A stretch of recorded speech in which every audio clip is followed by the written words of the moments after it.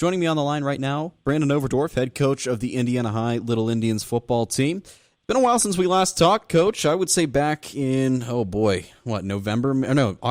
even. Been a while, but it's good to have you on the line with us today to talk some Indiana High football coming up.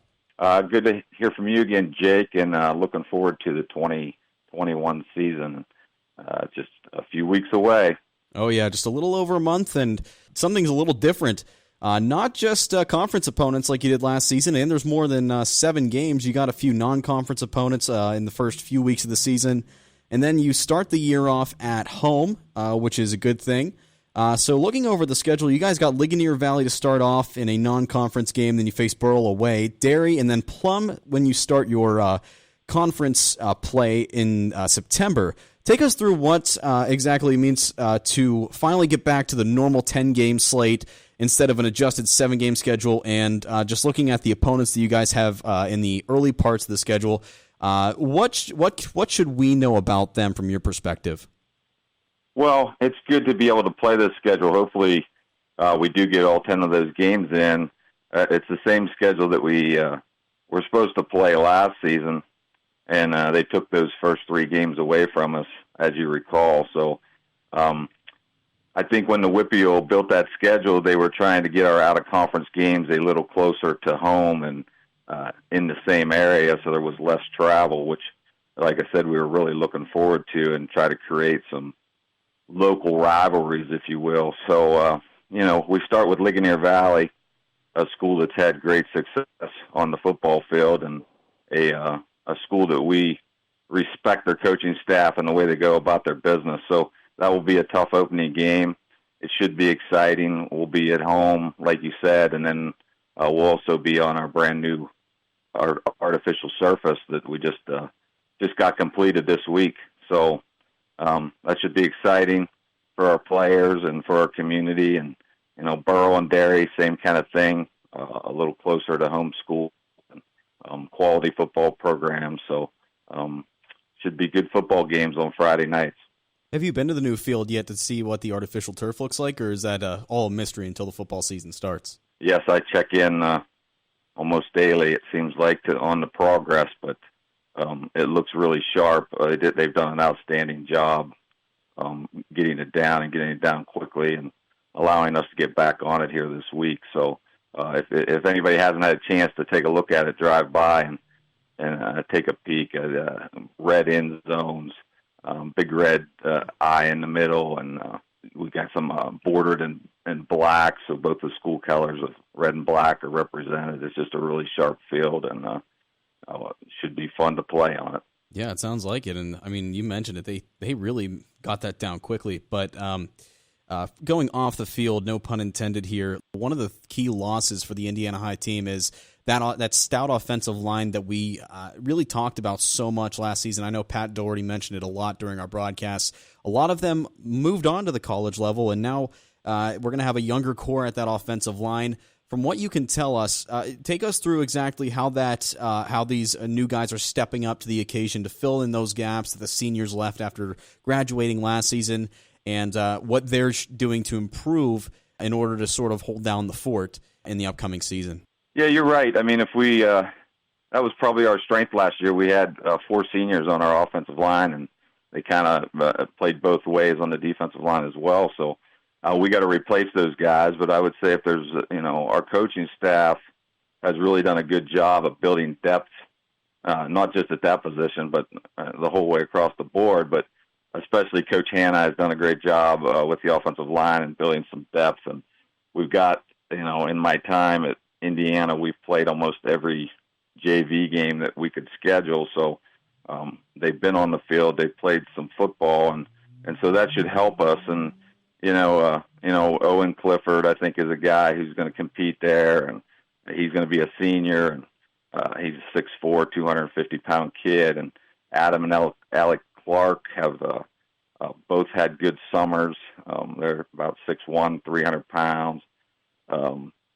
Ben Cochran is only a sophomore, but he's had just a tremendous off season in the weight room and on the field, and he's battling for the center position. Just a really intelligent kid who just loves the game. And There's some other guys, Isaac Nygren, who's another sophomore's battling for position.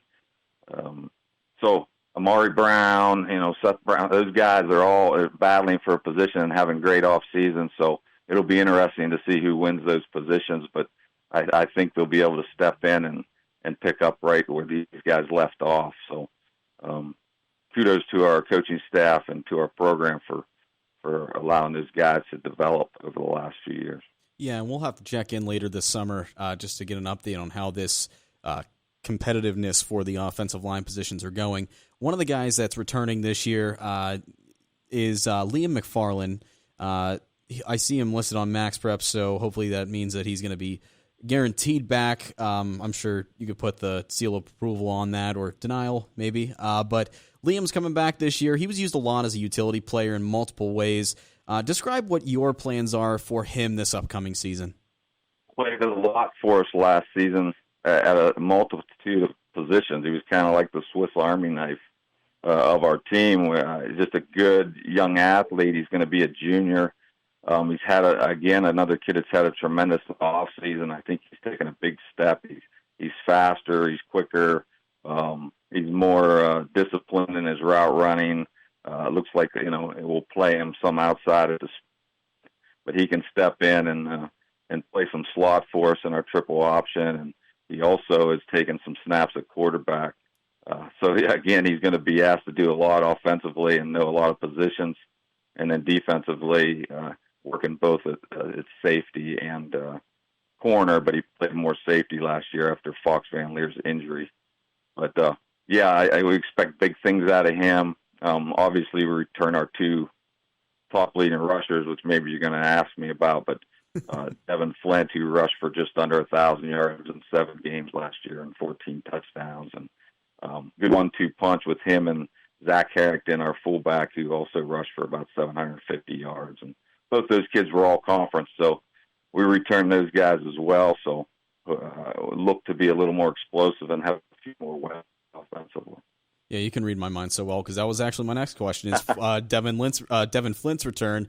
One of the things of improvement that we talked about last season was how we want to get him to build on his arm strength a little bit to be more of a passing guy.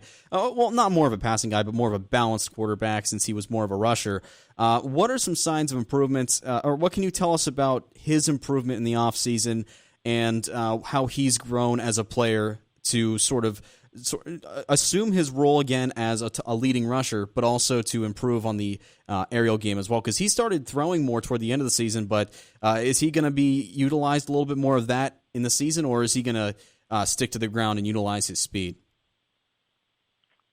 Well, hopefully we can throw the ball a little better. I think, this year maybe what's different is we do have some guys on the perimeter that are playmakers with Liam, and Matt Lloyd looks like he may come on a little bit there, and Fox Van Leer might play out there a little bit. So we will try to throw the ball, but it is all based on our run game and our triple option. So I think what his unique talent is he is so sudden in the hole, and he's getting better, got better every week at making the reads, which isn't easy to do. He's got to make split second reads on almost every play that we run, because almost everything we do is option related.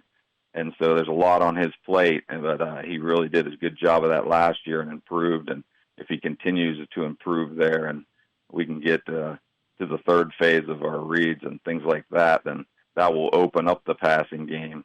And I think we'll have a little more success and a little more confidence in throwing the ball than we have in the past. But so big things, I think, from him, a talented kid. I think the one thing he's done in the off season is stepped up as more of a vocal leader for our program, and hopefully that continues. But it's nice to see some of these kids start taking leadership roles and having the courage and to do those things, because that's really one of the things we're trying to do in our program is build leaders and young men. So Devin's definitely one of our leaders and has stepped up big time here as of late, so we hope that continues. Coming up on the end of our interview with Brandon Overdorff. Coach, what do you want to tell the Indiana faithful about what they should expect to see on the field this season from their Little Indians? Well, we hope to be exciting on offense. We did some really good things as far as running the ball. Like you said, last year, I think we rushed for close to 300 yards a game. I thought we took a big step as far as being competitive within the league. We were basically in every football game other than maybe that Plum game where they got on us quickly, but did some really nice things offensively. We expect that to continue and improve.